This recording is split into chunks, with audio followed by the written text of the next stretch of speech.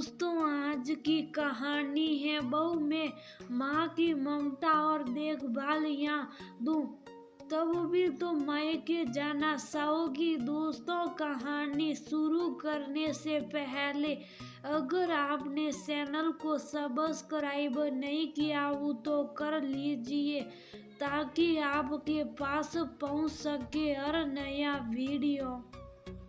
बहू लाओ, मुन्ने को मैं तेल लगा देती हूँ। ऐसे भी तेल लगाने के बाद तुरंत बच्चे को नहलाना नहीं चाहिए।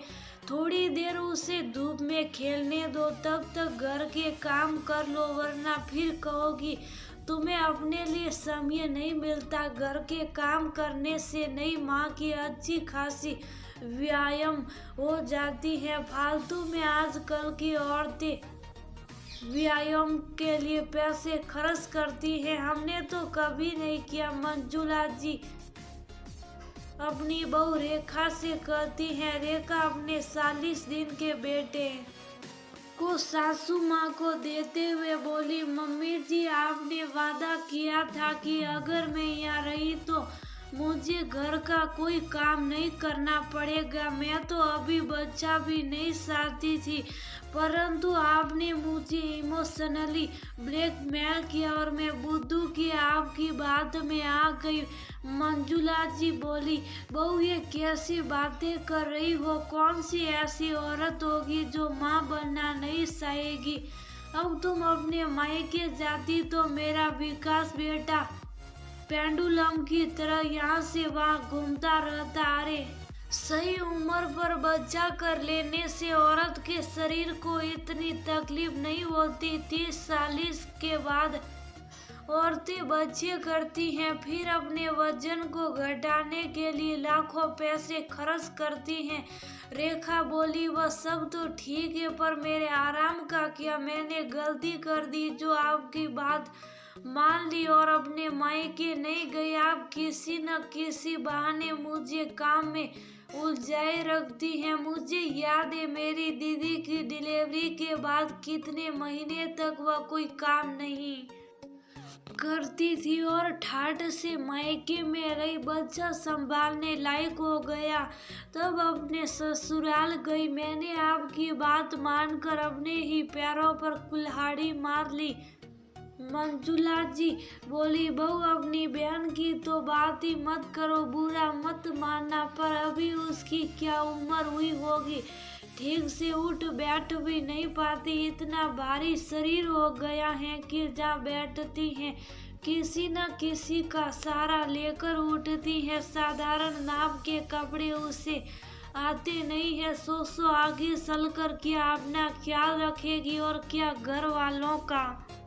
रेखा बोली, मम्मी जी मेरे हर सवाल का आपके पास कोई ना कोई तोड़ होता है, परंतु यही तो समय होता है जब औरत को आराम मिलता है, पर मेरे नसीब में आराम कहाँ है? इतना कहकर रेखा सूखे कपड़े को समेटने लगी। अगले दिन रेखा कुछ मसाला पीस रही थी तो मिक्सी खराब हो गई। रेखा विकास से बोली, बिना मिक्सी के मेरा काम नहीं चलेगा, आप नई मिक्सी मंगवा लीजिए।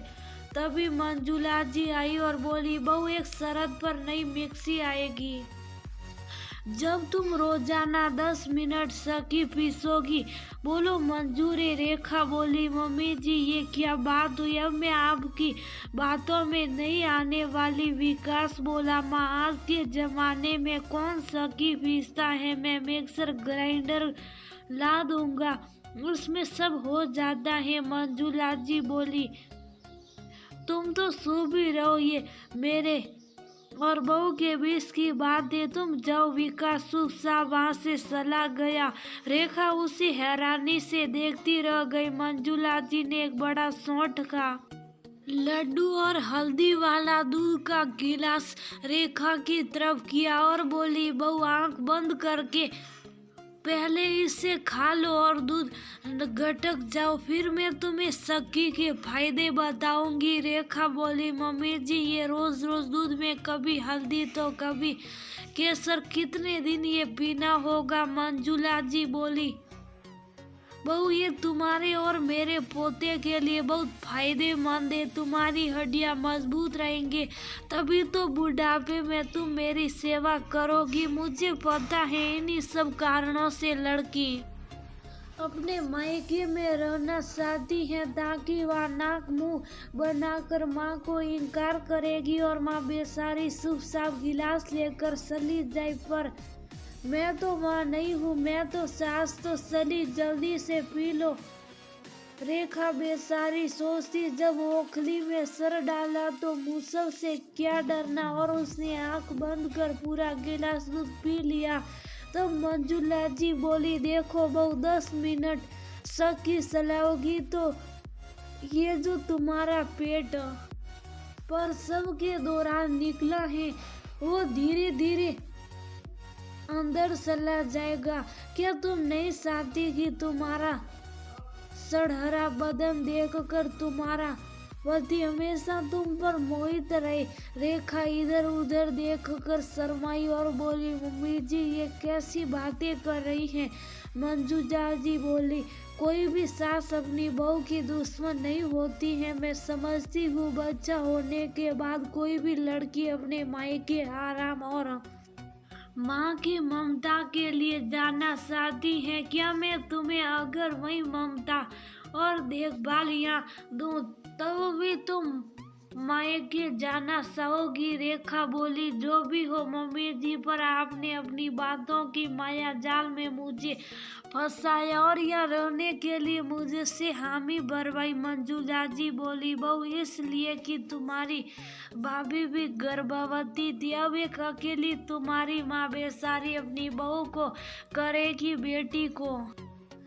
मैं तो हूँ ही तुम्हारी देखभाल के लिए। सोचो तो मैंने तुम्हारे साथ तुम्हारी माँ की भी मदद की है। सभी रेखा की माँ का फोन आया और वह बोली, बेटा आज के जमाने में कौन सी सास या समधन सामने वाले के लिए इतना सोचती है।